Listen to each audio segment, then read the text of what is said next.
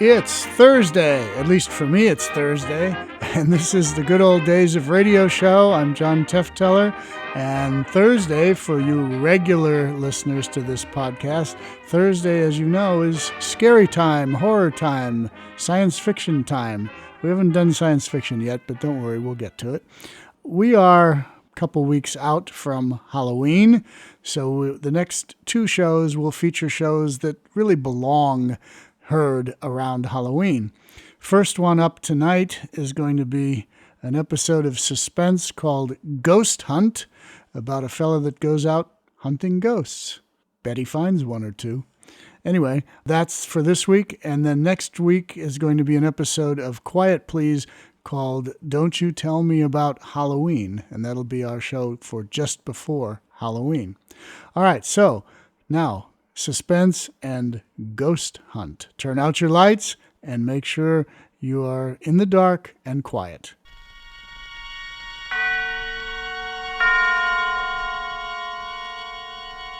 Now, Autolite and its 60,000 dealers and service stations present Suspense.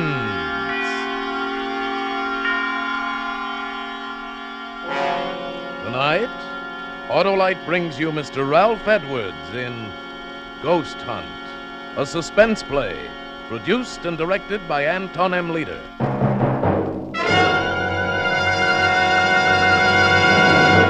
Friends, replace worn-out narrow-gap spark plugs with a set of those new wide-gap Autolite resistor spark plugs. Your motor will idle smoother, give better performance on leaner gas mixtures, actually save gas. These winning benefits are all made possible by a newly developed Autolite 10,000 ohm resistor, built right into every Autolite resistor spark plug, making practical a wider spark gap setting, and that's what does the trick. What's more, Autolite resistor spark plugs with this exclusive Autolite resistor have greatly increased electrode life and cut down on radio and television interference. So, folks, see your Autolite dealer and have him replace old, worn-out, narrow-gap spark plugs with a set of the new Autolite resistor spark plugs. Remember, you're always right with Autolite. And also remember, the Autolite Suspense Show is now on television. Every Tuesday night in many parts of the country. And now, Autolite presents Ralph Edwards in a tale well calculated to keep you in suspense.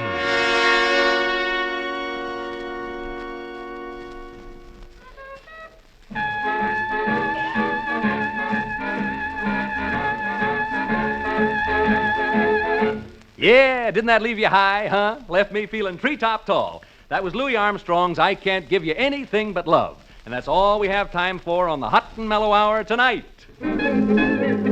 Yes, this is Smiley Smith, your favorite disc jockey. I hope, booting the Hot and Mellow Hour home for this evening. I'll be back again tomorrow night, minus the music, but with a little surprise for you. Tomorrow night, Friday night, as you know, is stunt night here at station WXP, and have I got a stunt for you. Last week, if you remember, I planted my wire recorder in the steam room at a lady's Turkish bath and let you listen in on the playback, remember? Well, tonight, as soon as I leave the studio, do you know where I'm going? Your friend Smiley is going to spend the night in a haunted house on a spook hunt. You heard me, a spook hunt in a haunted house. I'm bringing my little old wire recorder along with me, and if you tune in tomorrow evening at this time, you'll learn what it's like to spend a night in a haunted house. Ain't that something? Yeah, a real haunted house. No kidding. 4 people are known to have committed suicide there. So tune in tomorrow night and share a real thrill with your old pal Smiley, I must be crazy, Smith. Good night.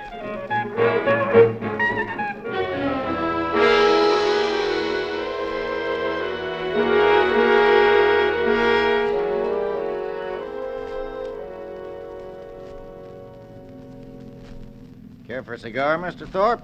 I got some cigars in the dash there.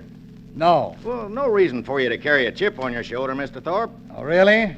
Well, I don't like this fool stunt. Well, I don't see it as a fool stunt at all. I really don't. I think it's the only way you're going to unload this house. Ordinary selling methods won't work in a case like this. Now, don't forget the reputation saddling this house. 4 suicides since 1939. You know what people call it, the death trap. Yes. It's a lot of nonsense. Sure, but try to convince people of that. Anyway, when this disc jockey offered me this chance to kill all the rumors about the death about the property, I just naturally jumped and took him up at it, especially since it don't cost a cent. You sure about that? I'm not liable for a penny. Not a cent. We're doing him a favor letting him use the place, he said. Thanked me for the chance last night when I drove him out here. So one hand washes the other, as the feller says. He got a chance to pull off a stunt, and the wire recording will prove the people the property's A1, and we increase the chance of selling the place. Well, as long as it doesn't cost me anything. Not a thing. He's using his own recorder, and I'm paying for the rental of a couple of walkie-talkies he hooked up to it. Well, what about this Reed? Does he charge anything? He comes gratis, too. Dr. Reed is a psychic investigator. Belongs to a couple of societies that do nothing but hunt ghosts. He showed me articles he's written about it in their magazines. Well, here's the house. Yeah, looks real nice in the sunshine, don't it? Yeah, man, smell that sea breeze. You don't have to sell me. Well, let 'em know we're here. Yeah, probably asleep up all night and everything. Why don't they come out? You think they've gone? Well, I told him last night I'd pick him up around 11. Smith! Smith! Hey, Smiley! Dr. Reed!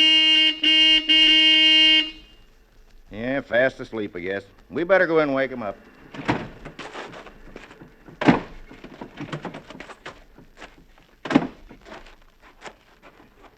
Of course, they may have taken the bus back to town. Oh, no. It's a 2-mile hike to the main highway.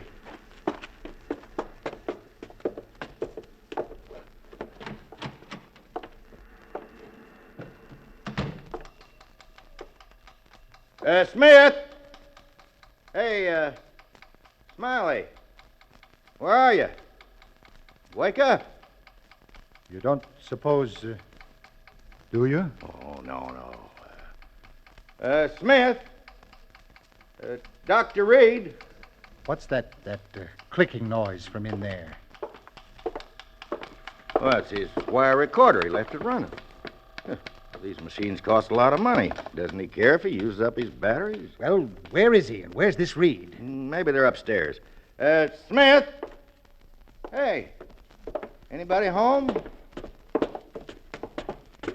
They must have walked to the highway and taken the bus. Well, he wouldn't have left these machines. Well, where are they then? Where are they? No. Don't get excited, Mr. Thorpe. Don't tell me not to get excited.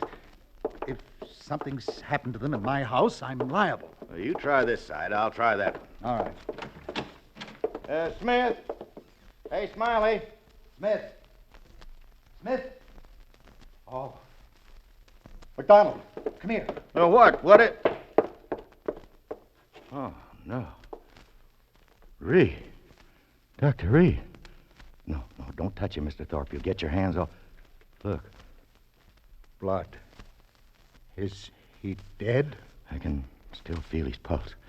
We better get him to a hospital fast.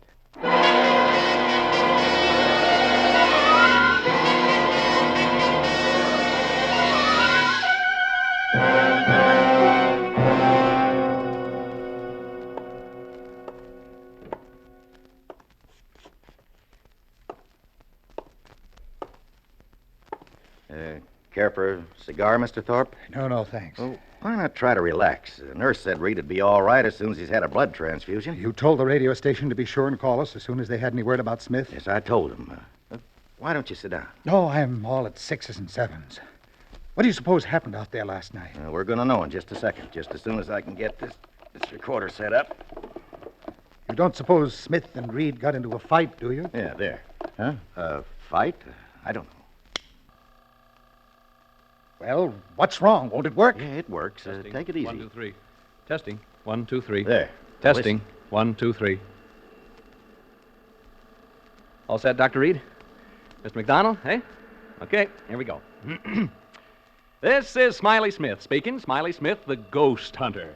I don't know whether to hope this will turn out to be a success for the sake of the program or a failure for my own sake. Anyway, all the preparations have been made now, and it's up to the spooks.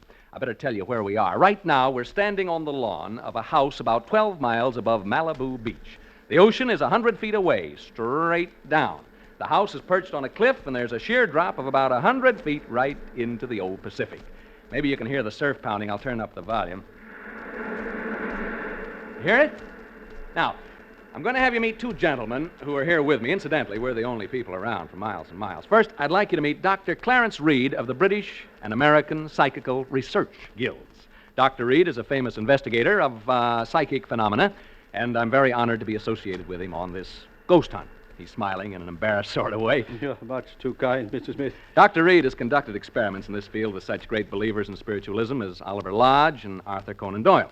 He looks a bit like Santa Claus. He's short and stocky. You don't object, do you, Dr. Reed? No, indeed. And he has a magnificent white beard, a truly great beaver. Dr. Reed is so enthusiastic about ghost hunting that he got out of a sick bed this evening to be with us. Excuse me. My lungs. I was gassed in the First World War. Yeah. Anyway, Dr. Reed and I are here on the lawn looking at the house. Can't see much. It's around, 11 p.m. now. Seems to be a rambling sort of house, 2 stories high. Since it was built, there have been 4 suicides here. Is that right? That's right. Into the mic, please. Oh, yeah. 4 suicides since 1939. I better tell them who you are so they won't think you're a ghost. Standing with the doc and me is a real estate agent, Mr. Charles McDonald. He handles this property, and he can tell you a lot more about it than I can. Well, the house was built by a man named Marcus, Toby Marcus, an orange grower. Built the house as a wedding present for his wife. A month after they moved in, she took her own life. On the day of her funeral, he committed suicide the same way. There have been 2 other cases since then, and Did they all jump into the ocean? Yeah, all 4 of them, right over there. Yeah. The last one was actually seen doing it about 3 years ago. He was seen running like all get out the edge of the cliff, and he was shouting and laughing and yelling as though there was people at his side running right along with him. You kidding? No, it's a fact. He was laughing and yelling and running, and when he got to the edge, right over there, he jumped and never came above water. As good an argument against cold baths as ever I've heard. Since then, people just refuse to live in this house. Silly, I call it. Anyway, if you and Dr. Reed find any sign of a spook, I'll advise the owner to pull the house down and rebuild. But if you don't find anything, I'm hoping this will convince folks that here's a real buy. Okay, Mr. Smith, you and the doctor are on your own. I'll be by in the morning to pick you up around 11. Goodbye, Mr. McDonald. I hope there's something left for you to pick up in the morning. Well, it's almost pitch black, folks, and I guess Dr. Reed and I ought to begin. I don't believe in ghosts, never have, but what I say is this. If you're dead set on looking for them, this is a dandy place to do it. So long! Mr. McDonald just checked out. And then there were 2. Well, 3. Oh, my dog, yeah. Folks, I have my dog, Jeff, with me. He's a wire-haired terrier, 3 years of age, and he can talk. Yeah, say hello, Jeff. Come on, Jeff, say hello. Come on. Well, anyway, he's a wire-haired terrier, and he's 3 years old. Shall we go inside now, Dr. Reed? I was about to suggest it. Now, how do we hunt ghosts, Doctor? How do we do it, huh? No, we don't really hunt them. If there should be any in the house, they will come to us. Oh, how cozy. And please, not ghosts. Do not refer to them as ghosts. We know them as apparitions. I'll remember. I've no desire to hurt their feelings. Where ghosts are concerned, I say live and let live.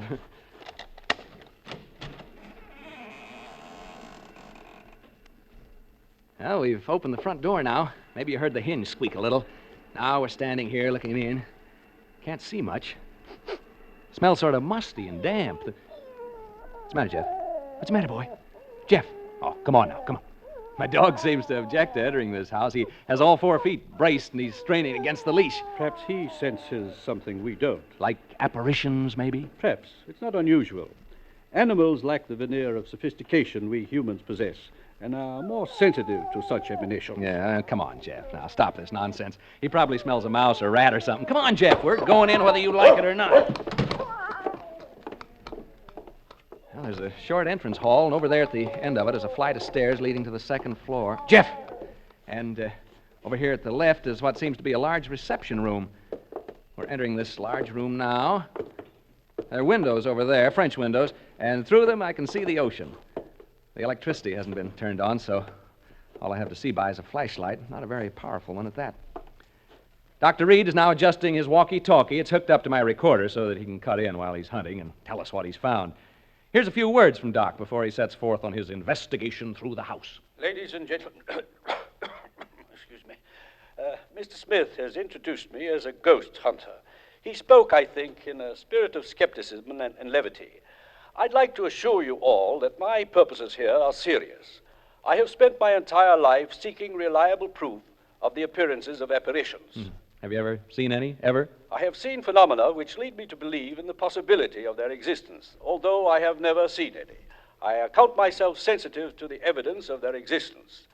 This house, for example, affects me profoundly. It doesn't seem to affect you in the same way. I'm not too happy about all this, if that's what you mean. You are not psychic and therefore not sensitive to these matters as I am. I imagine the question in the minds of those of you listening to us is, shall we find apparitions? I don't know, but I feel they are here and that they are evil. I sense danger. I shall soon know. Dr. Reed's leaving the room now to make a tour of the house. First thing I'm going to do is open the windows and let some fresh air in. It feels better already. Cooler anyway. I know that. Out!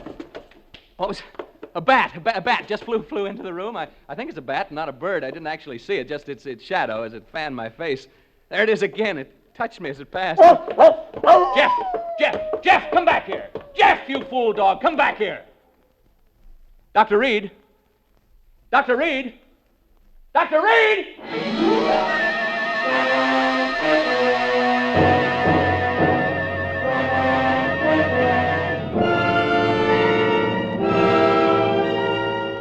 For Suspense, Autolite is bringing you Mr. Ralph Edwards in radio's outstanding theater of thrills, Suspense.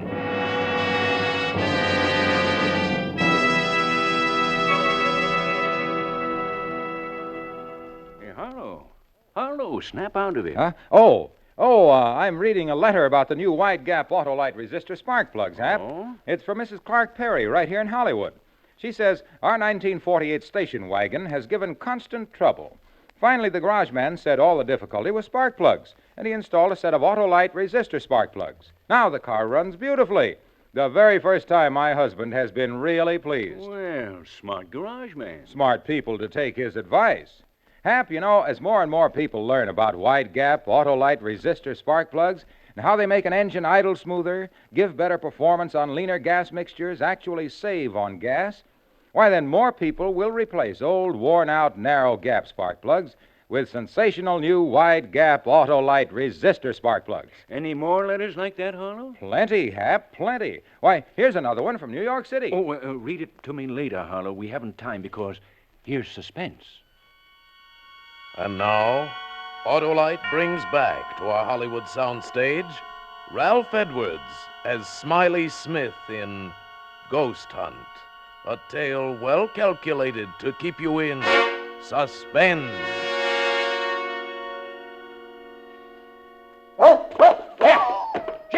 Jeff, come back here. Jeff, you fool dog, come back here. Dr. Reed. Dr. Reed. Dr. Reed! Reed speaking. What is it, Smith? Jeff has run off. My dog, he jumped through the window and ran off. Oh, so? I told you he sensed something about this house, didn't I? Yeah, you want to come and see if you can determine what it was exactly that set him off? Soon. I am making my way slowly up the stairs toward the second floor now. I'm halfway up. I'll be down with you soon. Folks, my dog's run away. You probably heard him howling. He jumped through the window and took off. Never did anything like that before. Frightened by the bat, I guess. Personally, alone here in this big room, I can understand how he must have felt. This isn't a cheerful spot by any means. I may not be psychic, but I sure have a feeling this house doesn't want us here. Read again. Excuse me. I have something of great interest to report. I'm now standing in an alcove on the second floor trying to recover my breath. As I reached the head of the stairs, I felt what I think is a definite psychic manifestation. I felt suddenly as though I had been punched in the solar plexus. That's the only way I can describe it. At the same time, I began to perspire. My head is still swimming slightly, and I have difficulty in swallowing. My pulse rate is around 110 in a minute. The sense of evil is very strong. I feel very, what shall I say, profoundly depressed. Do you want me up there? No, I prefer to remain up here alone. The presence of a disbeliever such as you might interfere with my investigation. Folks, I'd like you to get a picture of what it's like here. It's very quiet, for one thing. I've never been in such a quiet place, and it's pretty dark. No light except my flashlight. Tell you what, you go now and douse all the lights you have on. Go ahead, put out the lights, and that'll give you a clearer feeling of how it is here with me. Go ahead, put out the lights. Hey, did you hear that? The real estate agent told me I'd probably hear rats and mice in the walls. Well, I can certainly hear them now. Even you can hear them, I think. It's as though... Dr. Reed speaking. I've been working my way toward the front room, the one directly above the one in which Mr. Smith is now.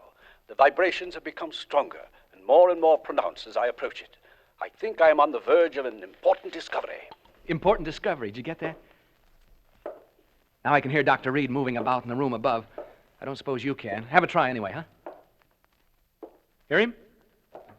I hope he finishes his investigation soon because, quite frankly, I'd like to get out of here. I can well imagine people becoming unhinged in this place. Right now, I find myself pretty jumpy. Not being very brave, am I?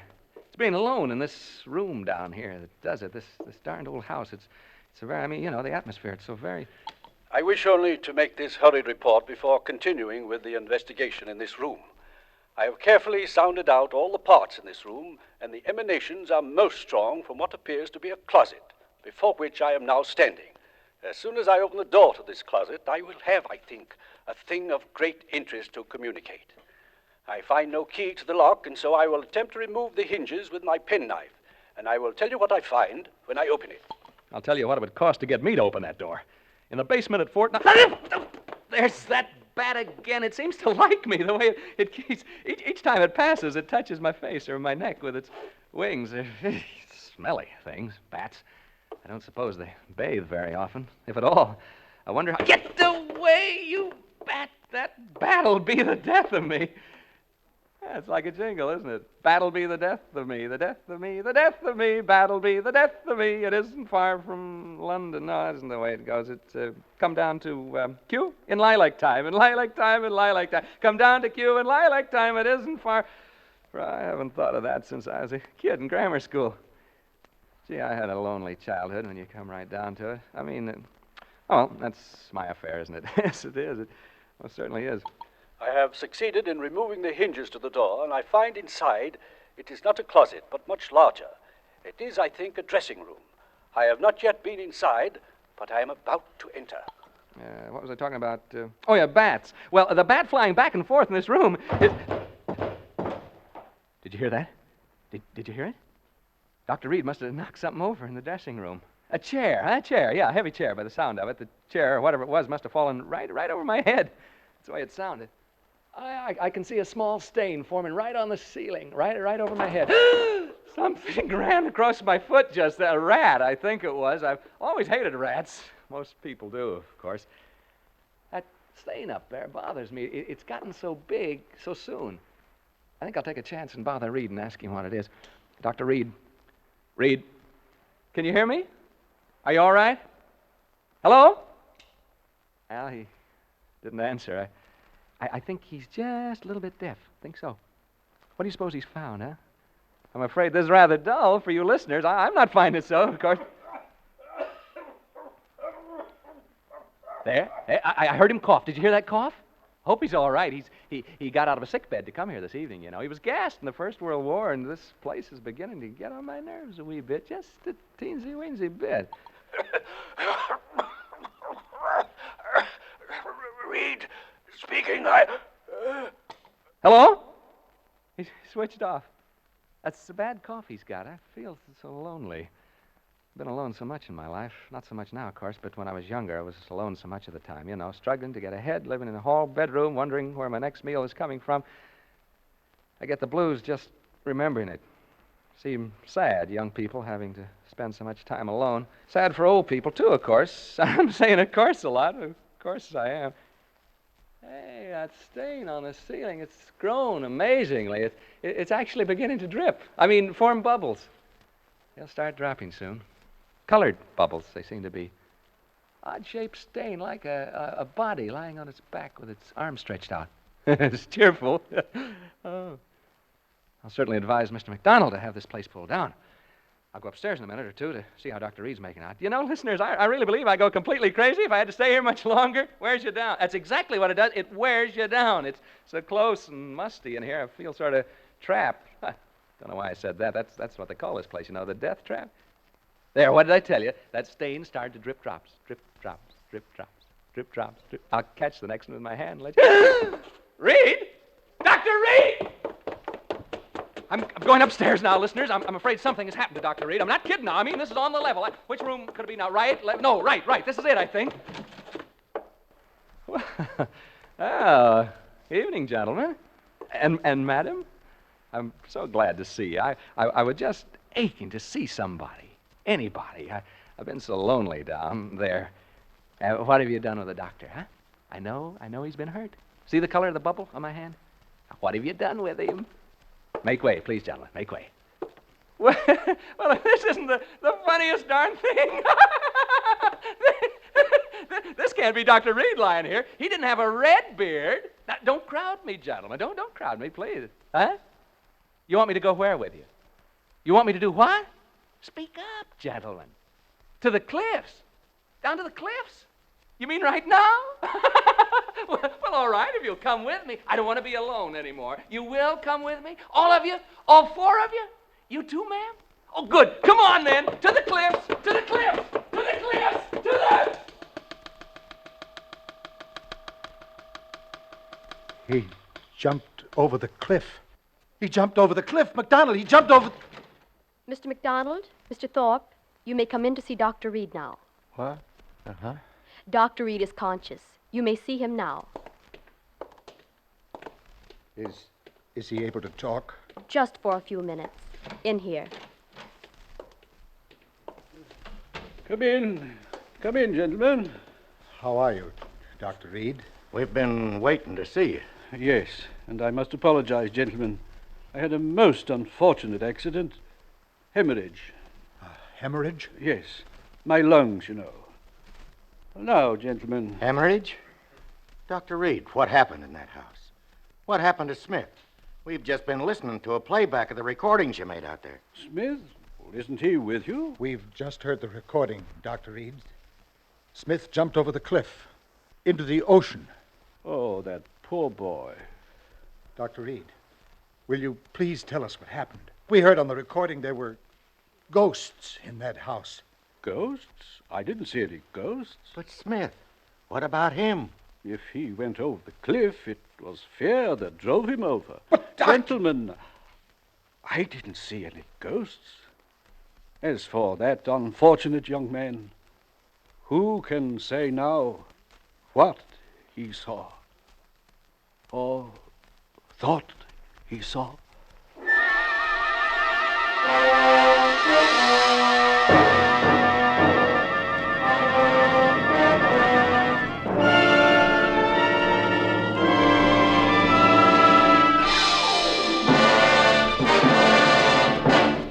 Thank you, Ralph Edwards, for displaying your versatility by appearing as guest star on Suspense. Say, Harlow, that Edwards does everything. Hap. No, does. Don't use that word on our Autolite show. Oh, come now, Harlow. I can make you use that word, as you call it. How? Now, don't you say that Autolite resistor spark plugs make your car engine idle smoother? Yes, but... And your car gives better performance on leaner gas mixtures. Saves gas. Sure does. I mean, does. Aren't we devils? Ralph, you tricked me.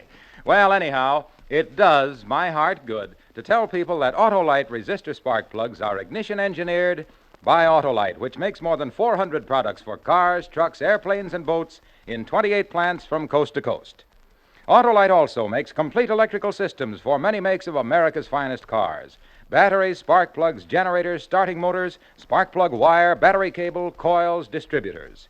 All ignition engineered to fit together perfectly, work together perfectly because they're a perfect team. The lifeline of your car. So, folks, don't accept electrical parts that are supposed to be as good.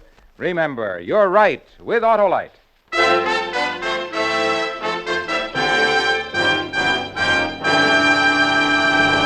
And now here again is Ralph Edwards. I want to thank Tony Leader and his great cast of actors for helping to make my appearance on Suspense a very pleasant consequence. Like all of you, I'm a great Suspense fan, and I'm looking forward to next week when radio's outstanding theater of thrills brings you Joseph Cotton in The Day I Died, another gripping study in Suspense. Tonight's Suspense play was adapted for radio by Walter Newman from an original story by H.R. Wakefield, with music composed by Lucien Morawek and conducted by Lud Gluskin. The entire production was under the direction of Anton M. Leader. Make it a point to listen next Thursday to Suspense, radio's outstanding theater of thrills. Remember, next Thursday, same time, hear Joseph Cotton in The Day I Died. You can buy Autolite resistor spark plugs, Autolite stay full batteries, Autolite electrical parts at your neighborhood Autolite dealers. Switch to Autolite. Good night. This is CBS, the Columbia Broadcasting System.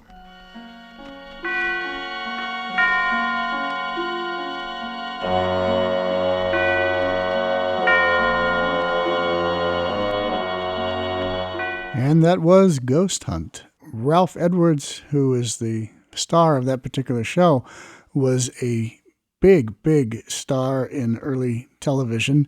He hosted Truth or Consequences, which some of you may remember, and he also hosted a show called This Is Your Life, where he would have celebrities and different people have a surprise and get their whole life story told on TV. He does a little dramatic turn for this show and does it quite well. Suspense had a lot of big-name stars that would come in and do different scary or murder plays for the series.